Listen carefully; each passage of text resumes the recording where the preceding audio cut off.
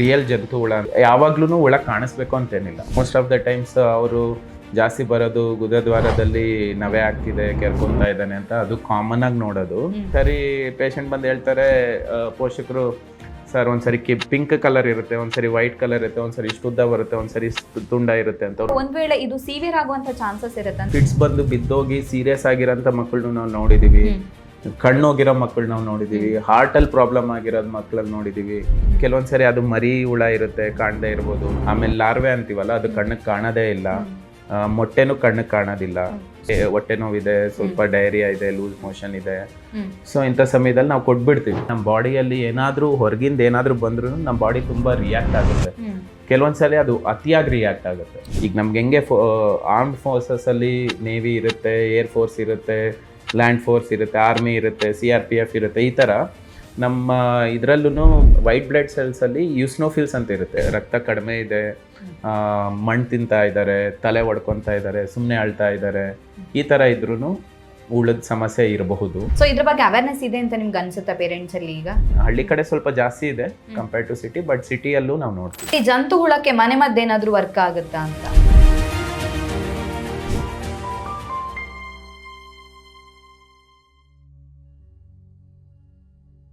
ನಮಸ್ತೆ, ನೀವು ನೋಡ್ತಾ ಇದ್ದೀರಾ ವಿಜಯ್ ಕರ್ನಾಟಕ. ನಾನು ರಕ್ಷಾ ಕೋಟ್ಯಾನ್. ಮಕ್ಕಳಲ್ಲಿ ಹೆಚ್ಚಾಗಿ ಬರುವಂತಹ ಒಂದು ಕಾಮನ್ ಕಂಡೀಷನ್ ಅಂತ ಹೇಳಿದ್ರೆ ಜಂತು ಹುಳದ ಸಮಸ್ಯೆ. ಸೊ ಯೂಶಲಿ ನಾವು ಹೇಳ್ತೀವಿ, ಮಕ್ಕಳು ಹೊಟ್ಟೆ ನೋವು ಅಂತ ಅಳ್ತಾ ಇದ್ರೆ ಜಂತು ಹುಳ ಇರಬಹುದೇನೋ, ಅಥವಾ ಏನಾದರೂ ಸಿಂಪ್ಟಮ್ಸ್ಗಳು ಕಾಣಿಸ್ಕೊಂಡಾಗ ಜಂತು ಹುಳ ಇರಬಹುದೇನೋ ಅಂತ. ಸೊ ಮಕ್ಕಳಲ್ಲಿ ಕಂಡು ಬರುವಂತಹ ಈ ಒಂದು ಜಂತು ಹುಳದ ಸಮಸ್ಯೆಗೆ ಮುಖ್ಯ ಕಾರಣ ಏನು? ಸೊ ಪೇರೆಂಟ್ ಯಾವೆಲ್ಲ ಸಿಂಪ್ಟಮ್ಸ್ ಅನ್ನ ಅಬ್ಸರ್ವ್ ಮಾಡಬೇಕಾಗುತ್ತೆ? ಇದಕ್ಕೆ ಮನೆ ಮದ್ದೇನಾದ್ರೂ ವರ್ಕ್ ಆಗುತ್ತಾ, ಅಥವಾ ಟ್ಯಾಬ್ಲೆಟ್ಸೇ ತಗೋಬೇಕಾಗತ್ತಾ? ಈ ಎಲ್ಲ ವಿಚಾರದ ಬಗ್ಗೆ ಹೆಚ್ಚಿನ ಮಾಹಿತಿನ ತಿಳಿಸ್ಕೊಡೋದಕ್ಕೆ ಇವತ್ತು ನಮ್ಮ ಜೊತೆ ಇದ್ದಾರೆ doctor Nagendra Kumar, senior consultant in paediatric gastro hepatology and liver transplant, Rainbow children's hospital, Marathahalli, Hebbal, Bangalore. Doctor, ಕಾರ್ಯಕ್ರಮಕ್ಕೆ ಸ್ವಾಗತ. ನಮಸ್ತೆ ಡಾಕ್ಟರ್, ಈಗ ಕಾಮನ್ ಆಗಿ ಮಕ್ಕಳಲ್ಲಿ ಕಂಡು ಬರುವಂತಹ ಒಂದು ಕಂಡೀಷನ್ ಅಂತ ಹೇಳಿದ್ರೆ ಜಂತು ಹುಳದ ಸಮಸ್ಯೆ ಅಂತ ಹೇಳ್ತೀವಿ. ಇದರಲ್ಲಿ ಬರೀ ಜಂತು ಹುಳ ಅಂತ ಹೇಳಿದ್ರೆ ಬರೀ ಒಂದು ಮಾತ್ರ ಅಲ್ಲ, ತುಂಬಾ ವೆರೈಟೀಸ್ ಇದಾವೆ ಅಂತ. ಸೊ ನೀವು ನಿಮ್ಮ ಪ್ರಾಕ್ಟೀಸ್ ಅಲ್ಲಿ ನೋಡಿರೋ ಹಾಗೆ ತುಂಬಾ ಕಾಮನ್ ಆಗಿ ಮಕ್ಕಳಲ್ಲಿ ಬರುವಂತಹ ಒಂದು ಪ್ರಾಬ್ಲಮ್ ಏನು ಅಂತ? ಈ ನಡುವೆ ನಾನು ಜಾಸ್ತಿ ನೋಡ್ತಾ ಇರೋದು ಈ ಪಿನ್ವಾಮ್ಸ್ ಅಂತ, ಸಣ್ಣದು. And most of the times ಅವರು ಜಾಸ್ತಿ ಬರೋದು ಗುದದ್ವಾರದಲ್ಲಿ ನವೆ ಆಗ್ತಿದೆ, ಕೆರ್ಕೊಂತಾ ಇದ್ದಾನೆ ಅಂತ, ಅದು ಕಾಮನ್ ಆಗಿ ನೋಡೋದು. ಅದು ಬಿಟ್ರೆ ಈ ರಿಯಲ್ ಜಂತು ಹುಳ ಅಂದ್ರೆ ಆಸ್ಕ್ಯಾರಿಯಾಸಿಸ್ ಅಂತೀವಿ, ಇಲ್ಲ ರೌಂಡ್ ವರ್ಮ್. ಸೊ ಅದನ್ನ ನೋಡ್ತಿರ್ತೀವಿ, ಬಟ್ ಅದರಲ್ಲಿ ಸ್ವಲ್ಪ ಕಾಂಪ್ಲಿಕೇಟೆಡ್ ನೋಡ್ತೀವಿ. ಈಗ ನಾನು ಲಿವರ್ ಎಕ್ಸ್ಪರ್ಟ್ ಆಗಿರೋದ್ರಿಂದ ಕೆಲವೊಂದ್ಸಾರಿ ಲಿವರಲ್ಲಿ ಪಿತ್ತನಾಳ ಇರುತ್ತಲ್ಲ, ಅದ್ರೊಳಗೆ ಹೋಗಿ ಸಿಗಾಕೊಂಡು ಮಗುಗೆ ಜ್ವರ, ಜಾಂಡಿಸ್ ಎಲ್ಲ ಬಂದಿರುತ್ತೆ. ಆಮೇಲೆ ನಾವು ಎಂಡೋಸ್ಕೋಪಿ ಅಂತ ಮಾಡಿ ಒಳಗೋಗಿ ಎಲ್ಲಿ ಹುಳ ಇದೆಯೋ ಅದನ್ನ ಹಿಡ್ಕೊಂಡು ಒಳಗೆ ತೆಗೆದು ಹೊರಗಡೆ ತೆಗಿಬೇಕಾಗಿ ಬರುತ್ತೆ. ಸೊ ಇದು ಕಾಮನ್ ಕಾಂಪ್ಲಿಕೇಶನ್ಸ್. ಈ ಹುಳುಗಳು ಜಾಸ್ತಿ ನೋಡ್ತೀನಿ. ಟೇಪ್ ವರ್ಮ್ ಅಷ್ಟು ಕಾಮನ್ ಇಲ್ಲ. ಆಮೇಲೆ ಈ ನ್ಯೂರೋಸಿಸ್ಟಿಸರ್ಕೋಸಿಸ್ ಅನ್ನಲ್ಲ, ಅಂದ್ರೆ ಬ್ರೈನಲ್ಲಿ ಹೋಗಿ ಹುಳ ಕುತ್ಕೊಳ್ಳುತ್ತೆ ಅಂತ, ಅದು ಒಂದು ಟೈಮಲ್ಲಿ ಜಾಸ್ತಿ ನೋಡ್ತಾ ಇದ್ವಿ. ಈ ನಡುವೆ ಸ್ವಲ್ಪ ಕಡಿಮೆ ಆಗಿದೆ, ಬಟ್ ಅದು ಕೂಡ ಈಗಲೂ ಇದೆ. ಅದು ಬಿಟ್ರೆ ಈಗ fish tape worm, dog tape worm ಅದೆಲ್ಲ ಅಷ್ಟು ಕಾಮನ್ ಇಲ್ಲ. ಇನ್ನ ರೇರ್ ಆಗಿ ಫ್ಲೂಕ್ಸ್ ಅಂತೀವಿ, ಅಂದ್ರೆ ಚಪ್ಪಟೆ ಆಗಿರುತ್ತೆ ಹುಳ, ಅದು ಉದ್ದ ಇರಲ್ಲ, ಒಂಥರ ಚಪ್ಪಟೆ ಆಗಿ ತ್ರಿಕೋಣ ಆಕಾರದಲ್ಲಿರುತ್ತೆ. ಅದು ಹಿಂಗೆ ಅಂಟ್ಕೊಂಡು ಅದು ಬಾಯಿ ಹಿಂಗೆ ಓಪನ್ ಮಾಡ್ಕೊಂಡು ಹಿಂಗೆ ಓಪನ್ ಮಾಡ್ತಾ ಇರುತ್ತೆ. ಸೊ ತುಂಬಾ ರೇರ್ ಅದು, ಬಟ್ ಅದನ್ನು ನೋಡಿದೀವಿ. ಬಟ್ ಕಾಮನ್ ಆಗಿ ಈ ಪಿನ್ ವರ್ಮು, ಸಣ್ಣದು, ಥ್ರೆಡ್ ವರ್ಮ್, ರೌಂಡ್ ವರ್ಮ್, ಈ ಮೂರು ಕಾಮನ್. ಕೆಲವೊಂದ್ ಮಕ್ಕಳಲ್ಲಿ ಮಲ್ಟಿಪಲ್ ವರ್ಮ್ಸ್, ಒಂದಿಬ್ರು ಎರಡು ಮೂರು ಜಾತಿ. ಒಂದ್ಸರಿ ಪೇಷಂಟ್ ಬಂದು ಹೇಳ್ತಾರೆ ಪೋಷಕರು, ಸರ್ ಒಂದ್ಸರಿ ಪಿಂಕ್ ಕಲರ್ ಇರುತ್ತೆ, ಒಂದ್ಸರಿ ವೈಟ್ ಕಲರ್ ಇರುತ್ತೆ, ಒಂದ್ಸರಿ ಇಷ್ಟು ಉದ್ದ ಬರುತ್ತೆ, ಒಂದ್ಸರಿ ತುಂಡ ಇರುತ್ತೆ ಅಂತ ಅವ್ರು ಫೋಟೋ ತೆಗಿಯಕ್ಕೆ ಹೇಳ್ತೀವಿ. ಸೊ ಅದರಲ್ಲಿ ಮಲ್ಟಿಪಲ್ ಟೈಪ್ಸ್ ಆಫ್ ವರ್ಮ್ಸ್ ನೋಡಿದೀವಿ. ಓಕೆ. ಸೊ ಈಗ ಹುಳಗಳ ಬಗ್ಗೆ ಹೇಳಿದ್ರಲ್ಲ, ಅದು ಎಲ್ಲಾನು ಕಣ್ಣಿಗೆ ಕಾಣುತ್ತೆ, ಲೈಕ್ ಈಗ ಮೈಕ್ರೋಸ್ಕೋಪ್ ಅಲ್ಲಿ ನೋಡೋ ತರದ್ದು ಇರುತ್ತೆ ಅಲ್ವಾ? ಸೊ ಆಸ್ ಅ ಡಾಕ್ಟರ್ ಆಗಿ ನೀವು ಎಲ್ಲಾನು ಕಂಡ್ರೆ ಮಾತ್ರ ಈ ತರ ಹುಳ ಇದೆ ಅಂತನಾ, ಹೇಗೆ ಅಂತ? ಹೌದು. So most of the worms ಕಾಣುತ್ತೆ, ಬಟ್ ಎಷ್ಟೊಂದ್ಸರಿ ಮೋಷನ್ ಅಲ್ಲಿ ಸೇರ್ಕೊಂಡಿರೋದ್ರಿಂದ ಎಷ್ಟೊಂದ್ಸರಿ ಗೊತ್ತಾಗಲ್ಲ ಅದಿದ್ದಂಗೆ. ಈಗ ಎಲ್ಲದಕ್ಕಿಂತ ಚಿಕ್ಕ ವರ್ಮ್ ಅಂದ್ರೆ pin worm, 3 millimetre, 2 millimetre, 5 milli, ಅಂದ್ರೆ ನಾನು ಅಡಲ್ಟ್ ವರ್ಮ್ ಹೇಳ್ತಾ ಇದ್ದೀನಿ, ಅಂದ್ರೆ ಚೆನ್ನಾಗಿ ಬೆಳ್ಕೊಂಡಿರೋ ಹುಳದ ಬಗ್ಗೆ. ಕೆಲವೊಂದ್ಸರಿ ಅದು ಮರಿ ಹುಳ ಇರುತ್ತೆ, ಕಾಣದೇ ಇರ್ಬೋದು. ಆಮೇಲೆ ಲಾರ್ವೆ ಅಂತೀವಲ್ಲ, ಅದು ಕಣ್ಣಿಗೆ ಕಾಣೋದೇ ಇಲ್ಲ. ಮೊಟ್ಟೆನೂ ಕಣ್ಣಿಗೆ ಕಾಣೋದಿಲ್ಲ. So most of the times ನಾವು ಎಕ್ಸ್ಪೆಕ್ಟ್ ಮಾಡ್ತೀವಿ ಈಗ ಮೋಷನ್ ಜಾಗದಲ್ಲಿ ಇಚ್ಚಿಂಗ್ ಆಗ್ತಿದೆ. ಟ್ರೀಟ್ಮೆಂಟ್ ತುಂಬ ಸಿಂಪಲ್ಲು, ಜಸ್ಟ್ 1 ಡೋಸ್ ಇಲ್ಲ 2 ಡೋಸ್ ಆ್ಯಂಟಿ ಹೆಲ್ಮಿನ್ಸ್ ಅಂತೀವಿ, ಅದು ಕೊಟ್ಟರೆ ಸಾಕು. ಸೊ ಹಾಗಾಗಿ ನಾವು ಕೊಟ್ಬಿಡ್ತೀವಿ. ಎನಿವೇ ಅದು ಮೋಸ್ಟ್ ಆಫ್ ದ ಈಗ ವರ್ಲ್ಡ್ ಹೆಲ್ತ್ ಆರ್ಗನೈಸೇಷನ್ ಅಂತಿದೆ, ಆಮೇಲೆ ನಮ್ಮ ನ್ಯಾಷನಲ್ ಪಾಲಿಸೀಸ್ ಇದೆ, ಸ್ಟೇಟ್ ಪಾಲಿಸೀಸ್ ಇದೆ. ಸೊ ಒನ್ಸ್ ಇನ್ 6 months ಈಗ ಯೂಶ್ವಲಿ ಒಂದು ಡಿವಾರ್ಮಿಂಗ್ ಕೊಡ್ತಾರೆ, ಅಂದರೆ ಆ ವರ್ಮ್ಸ್ಗೆ ಮೆಡಿಕೇಶನ್ನು. ಇವನ್ ಸ್ಕೂಲ್ ಪ್ರೋಗ್ರಾಮ್ಸಲ್ಲೂ ಕೊಡ್ತಾರೆ. ಈಗ ಎಷ್ಟೊಂದು ಎಸ್ಪೆಷಲಿ ಗೌರ್ಮೆಂಟ್ ಸ್ಕೂಲ್ಸಲ್ಲಿ ಓದ್ತಿರೋ ಮಕ್ಕಳೆಲ್ಲ ಅವ್ರಿಗೆ ಒನ್ಸ್ ಇನ್ 6 months ಸ್ಕೂಲಲ್ಲೇ ಕೊಡ್ತಾರೆ. ಸೊ ಇದರಿಂದ ಈಗ ಓವರ್ ಆಲ್ ಪ್ರಿವಿಲೆನ್ಸು ಇದೆಲ್ಲ ಕಡಿಮೆ ಆಗಿದೆ. ಸೊ 6 months ಒಂದ್ಸತಿ ಟ್ಯಾಬ್ಲೆಟ್ ಕೊಟ್ರೆ ಸರಿ ಹೋಗುತ್ತೆ. ಸೊ ಎಷ್ಟೊಂದ್ಸರಿ ನಮಗೆ ಕಾಣಲಿಲ್ಲ ಅಂದ್ರೂ ಜಸ್ಟ್ ಈಗ ಮೈಲ್ಡ್ ಹೊಟ್ಟೆ ನೋವಿದೆ, ಸ್ವಲ್ಪ ಡಯರಿಯಾ ಇದೆ, ಲೂಸ್ ಮೋಷನ್ ಇದೆ, ಸೊ ಇಂಥ ಸಮಯದಲ್ಲಿ ನಾವು ಕೊಟ್ಬಿಡ್ತೀವಿ. ಸೊ ಜಾಸ್ತಿ ಕೆಲವೊಂದ್ಸರಿ ಟೆಸ್ಟಲ್ಲಿ ಗೊತ್ತಾಗುತ್ತೆ, ಮೋಷನ್ ಟೆಸ್ಟಲ್ಲಿ ಕೆಲವೊಂದ್ಸರಿ ಗೊತ್ತಾಗಲ್ಲ. ಪ್ರತಿ ಸರಿ ನಾವು ಪೇಷಂಟ್ಗೆ ಪೋಷಕರಿಗೆ ಹೋಗಿ ನೀವು ಈ ಮೋಷನ್ ತೊಗೊಂಡೋಗಿ ಇಲ್ಲಿ ಟೆಸ್ಟ್ ಮಾಡಿಸ್ಕೊಂಡು ಈ ರಿಪೋರ್ಟ್ ತೊಗೊಂಡು ಬನ್ನಿ, ಅದೆಲ್ಲ ಸ್ವಲ್ಪ ಕಾಂಪ್ಲಿಕೇಟೆಡು. ಸೊ ಆ ಟೈಮಲ್ಲಿ ನಾವು ಮಾಡಿಸ್ಬಿಡ್ತೀವಿ. ಕೆಲವೊಂದು ಸಿಚುವೇಶನ್ಸಲ್ಲಿ ಈಗ ನಿಮೋನಿಯಾ ಆಯಿತು, ಅದರಲ್ಲಿ ಏನಾಗುತ್ತೆ, ಯೂಸ್ನೋಫಿಲ್ಸ್ ಅಂತ ಒಂದು ಬಿಳಿ ರಕ್ತ ಕಣದಲ್ಲಿ 4-5 ಟೈಪ್ಸ್ ಆಫ್ ಬಿಳಿ ರಕ್ತ ಕಣ ಇರುತ್ತೆ. ಈಗ ನಮ್ಗೆ ಹೆಂಗೆ ಆರ್ಮ್ಡ್ ಫೋರ್ಸಸಲ್ಲಿ ನೇವಿ ಇರುತ್ತೆ, ಏರ್ ಫೋರ್ಸ್ ಇರುತ್ತೆ, ಲ್ಯಾಂಡ್ ಫೋರ್ಸ್ ಇರುತ್ತೆ, ಆರ್ಮಿ ಇರುತ್ತೆ, CRPF ಇರುತ್ತೆ, ಈ ಥರ ನಮ್ಮ ಇದರಲ್ಲೂ ವೈಟ್ ಬ್ಲಡ್ ಸೆಲ್ಸಲ್ಲಿ ಯೂಸ್ನೋಫಿಲ್ಸ್ ಅಂತ ಇರುತ್ತೆ, ಅದು ಸ್ಪೆಸಿಫಿಕಲಿ ಜಾಸ್ತಿ ಆಗುತ್ತೆ. ಕೆಲವೊಂದು ಸಾರಿ ನಾವೇನು ಮಾಡ್ತೀವಿ, ನಾವೇನಕ್ಕೋ ಬ್ಲಡ್ ಟೆಸ್ಟ್ ಮಾಡ್ತೀವಿ, ಇಲ್ಲ ಏನೋ ಸುಸ್ತಂತ ಇದ್ದಾರೆ, ಬ್ಲಡ್ ಕಡಿಮೆ ಅನ್ನಿಸ್ತಾ ಇದೆ, ಬ್ಲಡ್ ಟೆಸ್ಟ್ ಮಾಡಿದ್ವಿ, ಯೂಸ್ನೋಫಿಲ್ಸ್ ತುಂಬ ಜಾಸ್ತಿ ಇದೆ, ಹಂಗಾರೆ ಏನಾದರೂ ಮೋಸ್ಟ್ಲಿ ವರ್ಮ್ ಇನ್ಫೆಕ್ಷನ್ ಆಗಿರಬಹುದು ಅಂದ್ಬಿಟ್ಟು ಅದು ಒಂದು ನಮಗೆ ಒಂಥರ ಇಂಡೈರೆಕ್ಟ್ಲಿ ಒಂದು ಸೂಚನೆಯನ್ನ ಕೊಡುತ್ತೆ. ಹೌದು. ಸೊ ಯಾವಾಗ್ಲೂ ಒಳಗೆ ಕಾಣಿಸ್ಬೇಕು ಅಂತೇನಿಲ್ಲ, ಸಿಂಪ್ಟಮ್ಸ್ ಅಲ್ಲೂ ಕೂಡ ಗೊತ್ತಾಗುತ್ತೆ. ಓಕೆ. ಸೊ ಪರ್ಸನಲ್ ಹೇಳ್ಬೇಕು ಅಂತ ಹೇಳಿದ್ರೆ ನನಗೆ ಜಂತು ಹುಳ ಅಂತ ಹೇಳಿದ್ರೆ ಮೇ ಬಿ ಅದು ಅಬ್ಸಾರ್ಪ್ಷನ್ಗೆ ಅಥವಾ ಕರುಳಲ್ಲಿ ಮಾತ್ರ ಸಮಸ್ಯೆಯನ್ನು ಉಂಟು ಮಾಡುತ್ತೆ ಅಂತ ಗೊತ್ತಿತ್ತು. ಬಟ್ ನೀವು ಹೇಳೋದ್ಮೇಲೆ ಗೊತ್ತಾಗಿದ್ದು ಅದರ್ ಪಾರ್ಟ್ ಆಫ್ ದ ಬಾಡಿಗೂ ಎಫೆಕ್ಟ್ ಅನ್ನ ಇಂಪ್ಯಾಕ್ಟ್ ಮಾಡುತ್ತೆ ಅಂತ. ಸೊ ಹಾಗಿದ್ರೆ ಒಂದ್ ವೇಳೆ ಇದು ಸಿವಿಯರ್ ಆಗುವಂತ ಚಾನ್ಸಸ್ ಇರುತ್ತೆ ಅಂದ್ರೆ ಮಗುವಿನ ಡೆಫಿನೆಟ್ಲಿ ಇವನ್ ಫಿಟ್ಸ್ ಬಂದು ಬಿದ್ದೋಗಿ ಸೀರಿಯಸ್ ಆಗಿರೋಂಥ ಮಕ್ಕಳನ್ನು ನಾವು ನೋಡಿದ್ವಿ, ಕಣ್ಣೋಗಿರೋ ಮಕ್ಕಳು ನಾವು ನೋಡಿದೀವಿ, ಹಾರ್ಟ್ ಅಲ್ಲಿ ಪ್ರಾಬ್ಲಮ್ ಆಗಿರೋದ್ ಮಕ್ಕಳಲ್ಲಿ ನೋಡಿದೀವಿ. ಸೊ ಹಾಗಾಗಿ ಆಮೇಲೆ ನಿಮೋನಿಯಾ, ತುಂಬಾ ಬ್ಯಾಡ್ ನಿಮೋನಿಯಾ ಆಗಿ, ನಿಮೋನಿಯಾ ಅಂದ್ರೆ ಲಂಗ್ಸ್ ಅಲ್ಲಿ ಫುಲ್ ಇನ್ಫೆಕ್ಷನ್ ಆಗ್ಬಿಟ್ಟು ಫುಲ್ ಯೂಸ್ನೋಫಿಲ್ಸ್ ಎಲ್ಲ ಸೇರ್ಕೊಂಡು ಫುಲ್ ರಿಯಾಕ್ಷನ್ ಆಗುತ್ತೆ. ಹೈಪರ್ ಸೆನ್ಸಿಟಿವಿಟಿ ರಿಯಾಕ್ಷನ್ ಅಂತೀವಿ, ಅಂದ್ರೆ ನಮ್ಮ ಬಾಡಿಯಲ್ಲಿ ಏನಾದ್ರೂ ಹೊರಗಿಂದ ಏನಾದ್ರೂ ಬಂದ್ರು ನಮ್ಮ ಬಾಡಿ ತುಂಬಾ ರಿಯಾಕ್ಟ್ ಆಗುತ್ತೆ. ಕೆಲವೊಂದ್ಸಲಿ ಅದು ಅತಿಯಾಗಿ ರಿಯಾಕ್ಟ್ ಆಗುತ್ತೆ. ಸೊ ಅತಿಯಾಗಿ ರಿಯಾಕ್ಟ್ ಆದಾಗ ಅದು ಕೆಮಿಕಲ್ಸ್ ಎಲ್ಲ ರಿಲೀಸ್ ಆಗ್ಬಿಡುತ್ತೆ, ಬಾಡಿಯಲ್ಲಿ ರಿಲೀಸ್ ಆಗ್ಬಿಟ್ಟು ದೊಡ್ಡ ತರ ಊತ ಬರೋದು, ಬಾಯಿ ಊತ ಬರೋದು, ಆಮೇಲೆ ಇವನ್ ಉಸಿರಾಡಕ್ಕೆ ತೊಂದರೆ ಆಗೋದು, ಈ ತರ ಪ್ರಾಬ್ಲಮ್ಸ್ ಬೇಕಾದ್ರೂ ಆಗ್ಬೋದು. Okay okay. ಹಾಗಿದ್ರೆ ಈ ಜಂತು ಹುಳಕ್ಕೆ ಮನೆ ಮದ್ದೇನಾದ್ರೂ ವರ್ಕ್ ಆಗುತ್ತಾ ಅಂತ? ಮನೆ ಮದ್ದೇನಿಲ್ಲ, ಅದಕ್ಕೆ ಬೇಕಾಗಿರೋ ಮದ್ದೇ ಕೊಡಬೇಕು.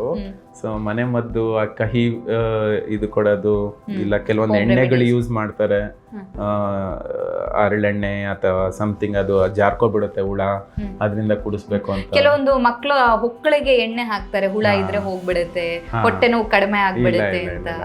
ಹೊಟ್ಟೆ ನೋವು ಮತ್ತೆ ಹೊಟ್ಟೆಗೆ ಎಣ್ಣೆ ಹಾಕೋದು ಅದೊಂಥರ ಇಂಟ್ರೆಸ್ಟಿಂಗ್ ಸ್ಟೋರಿ. ಅದು ಕಂಪ್ಲೀಟ್ಲಿ ನಾಟ್ ಫಾರ್ ವರ್ಮ್ಸ್, ಹುಳಕ್ಕಲ್ಲ ಅದು. ಕೆಲವೊಂದ್ಸರಿ ಏನಾಗುತ್ತೆ ಅಂದರೆ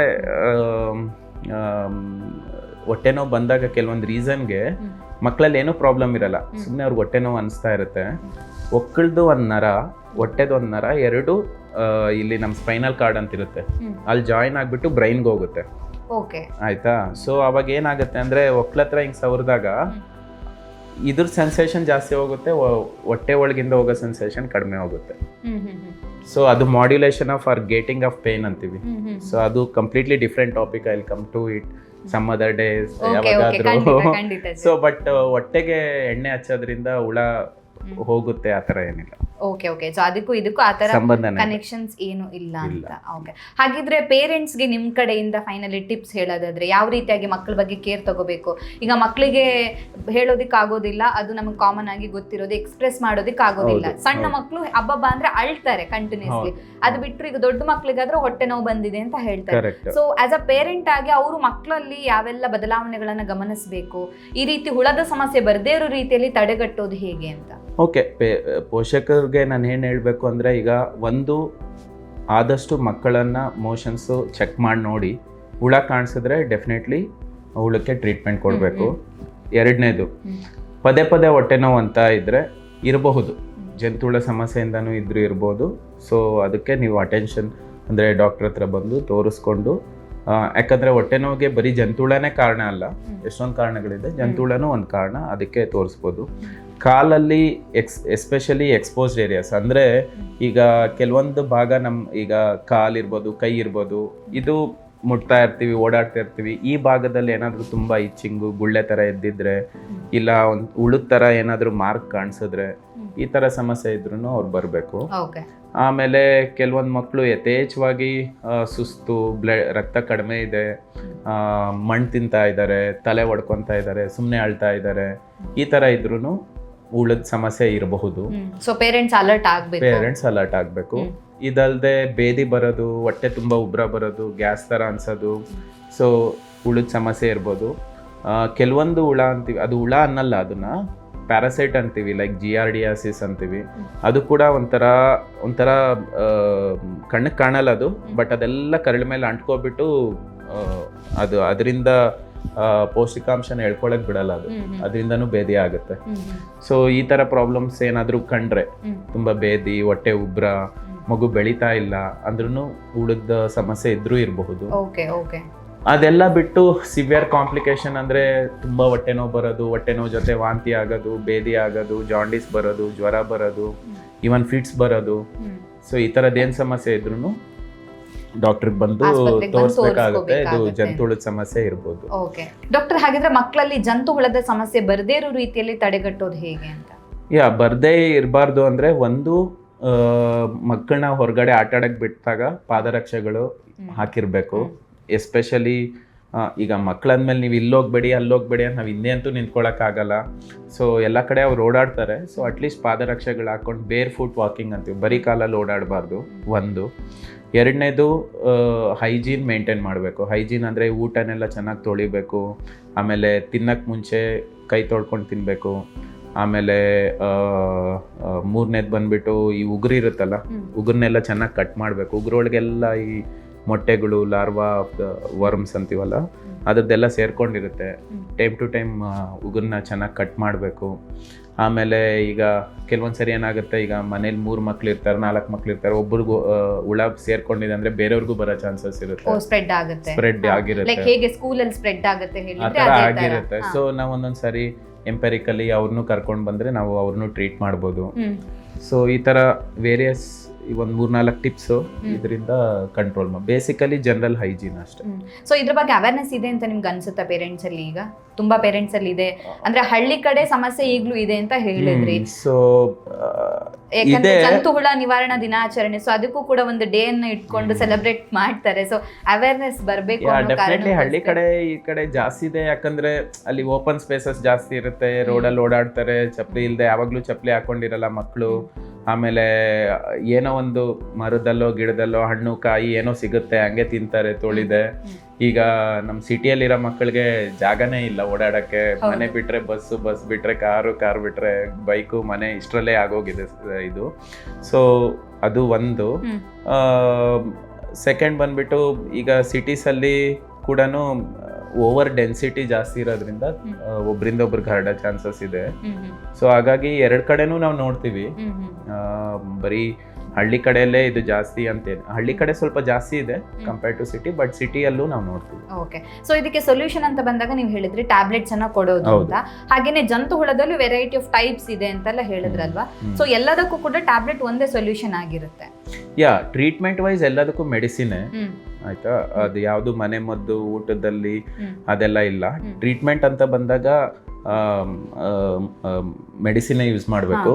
ಬಟ್ ಯಾವ ಮೆಡಿಸಿನ್ ಯೂಸ್ ಮಾಡಬೇಕು, ಎಷ್ಟು ದಿನ ಯೂಸ್ ಮಾಡಬೇಕು ಅಂತ ನಾವು ನೋಡ್ಬೇಕು. ಇವಾಗ ಸಿಂಗಲ್ ಡೋಸ್ ಓಕೆ, ಜನರಲಿ ಒಂದೇ ಒಂದು ಮಾತ್ರೆ ಕೊಟ್ಟು ಕ್ಲಿಯರ್ ಮಾಡ್ಬೋದು. ಕೆಲವೊಂದ್ಸರಿ ಏನಾಗುತ್ತೆ ಅಂದ್ರೆ ಈಗ ನನ್ಗೆ ಎಷ್ಟೊಂದು ಪೇಷಂಟ್ ಬರ್ತಾರೆ, ಡಾಕ್ಟರ್ ನಾವು 2-3 ತಿಂಗಳಿಗೆ ಒಂದೊಂದ್ಸರಿ ಮಾತ್ರೆ ಕೊಡ್ತಾ ಇರ್ತೀವಿ ಆದ್ರೂ ಇವ್ನಿಗೆ ಹುಳ ಹೋಗಲ್ಲ ಅಂತಾರೆ. ಸೊ ಅವಾಗ ನಾವು ಏನ್ ಮಾಡ್ಬೇಕಾಗತ್ತೆ, ರಿಪೀಟೆಡ್ ಡೋಸಿಂಗ್ ಕೊಡ್ಬೇಕಾಗತ್ತೆ, ಪ್ರತಿ 2 ವಾರ ರಿಪೀಟ್ ಮಾಡ್ಬೇಕಾಗತ್ತೆ. ಸ್ವಲ್ಪ ಸೈಡ್ ಎಫೆಕ್ಟ್ಸ್ ಇರುತ್ತೆ. ಇಂಗ್ಲಿಷ್ ಮೆಡಿಸಿನ್ ಅಂದ್ಮೇಲೆ ಸೈಡ್ ಎಫೆಕ್ಟ್ ಏನು ಇರಲ್ಲ, ಆರಾಮಾಗಿ ಆ ಥರನಿಲ್ಲ, ಅದನ್ನು ಮಾನಿಟರ್ ಮಾಡ್ಬೇಕಾಗತ್ತೆ. ಕೆಲವೊಂದು ಹುಳಕ್ಕೆ ನಾವು 1 ತಿಂಗಳು 2 ತಿಂಗಳು ಡೈಲಿ ಮೆಡಿಸಿನ್ ಕೊಟ್ಟಿರೋ ಇನ್ಸ್ಟೆನ್ಸ್ ಇದೆ. ಅಷ್ಟು ಕೊಡ್ಬೇಕಾಗುತ್ತೆ. ಹಾ, ಹುಳ ಹೋಗಿ ಒಳಗ್ ಸೇರ್ಕೊಬಿಟ್ಟಿರುತ್ತಲ್ಲ, ಬ್ರೈನ್ ಒಳಗ್ ಸೇರ್ಕೊಬಿಟ್ಟಿರುತ್ತೆ. ಈಗ ಈ ಪ್ಯಾಂಕ್ರಿಯಾಸ್ ಹಿಂದೆ ಹೋಗೊಂದು ಹುಳ ಸೇರ್ಕೊಬಿಟ್ಟಿತ್ತು, ಲಿವರ್ ಒಳಗೆ ಹೋಗಿ ಹುಳ ಸೇರ್ಕೊಬಿಟ್ಟಿತ್ತು.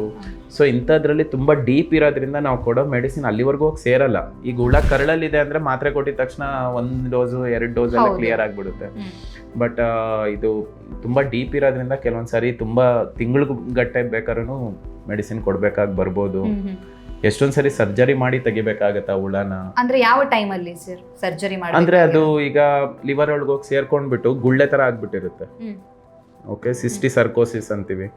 ಸೊ ಅದು ಗುಳ್ಳೆ ತರ ಆಗ್ಬಿಟ್ಟು ಫುಲ್ ನೀರೆಲ್ಲ ಸೇರ್ಕೊಬಿಟ್ಟಿರುತ್ತೆ. ಇವಾಗ ಅದನ್ನ ನೀರ್ ತೆಗಿಬೇಕು, ಆಮೇಲೆ ಅದ್ರಲ್ಲಿ ಬೇರೆ ಏನೋ ಇಂಜೆಕ್ಟ್ ಮಾಡಿ ಇರೋದನ್ನೆಲ್ಲ ಸಾಯಿಸ್ಬೇಕು ಸಣ್ಣ ಸಣ್ಣ, ಇಲ್ಲಾಂದ್ರೆ ಅದು ಇನ್ನೊಂದು ಗುಳ್ಳೆ ಆಗುತ್ತೆ. ಅದು ಡಾಟರ್ ಸಿಸ್ಟ್ ಅಂತೀವಿ, ಆ ಥರ ಬೆಳ್ಕೊತಾ ಇರುತ್ತೆ. ಸೊ ಅದನ್ನ ಕಂಪ್ಲೀಟ್ಲಿ ತೆಗಿಬೇಕು. ಇಲ್ಲ ಕೆಲವೊಂದ್ಸರಿ ಕಂಪ್ಲೀಟ್ ಎಕ್ಸಸೈಸ್ ಮಾಡ್ಬೇಕು, ಸರ್ಜರಿ ಮಾಡಿ ತೆಗಿಲೇಬೇಕಾಗತ್ತೆ ಕಂಪ್ಲೀಟ್ ಆಗಿ. ಕೆಲವೊಂದು ಕ್ರಿಟಿಕಲ್ ಏರಿಯಾಸ್ ಅಲ್ಲಿ ಇರುತ್ತೆ. ಈಗ ಐ ಬಾಲ್ಸ್ ಹಿಂದೆ ಹೋಗಿ ಸಿಗಾಕೊಂಡಿರುತ್ತೆ ಕಣ್ಣು ಗುಡ್ಡೆಯಿಂದ, ಅದು ಬೆಳೀತಾ ಇದ್ದಂಗೆ ಕಣ್ಣು ಮೇಲೆ ಒತ್ತಡ ಜಾಸ್ತಿ ಆಗ್ತಾ ಇರುತ್ತೆ. ಅದನ್ನ ತೆಗಿಬೇಕು. ಮೆಡಿಸಿನ್ ಒಳಗ್ವರೆಗೂ ಹೋಗಲ್ಲ. ಸೊ ಒಂದು ಮೆಡಿಸಿನ್ ರಕ್ತದಿಂದ ಒಂದು ಸ್ಟೇಜ್ ವರ್ಗೂ ಹೋಗುತ್ತೆ, ಒಂದು ಲೆವೆಲ್ ವರ್ಗೂ. ಅದ್ರ ಬಿಯಾಂಡ್ ಹೋಗಲ್ಲ, ಅದಕ್ಕಿಂತ ಮುಂದೆ ಹೋಗಲ್ಲ. ಕೆಲವೊಂದ್ಸರಿ ಆಪರೇಷನ್ ಮಾಡಿ ಕೂಡ ತೆಗಿಬೇಕಾಗುತ್ತೆ. ಸಣ್ಣ ಹುಳ, ಜಂತು ಹುಳ ಅಂತ ನೆಗ್ಲೆಕ್ಟ್ ಮಾಡೋ ಹಾಗಿಲ್ಲ.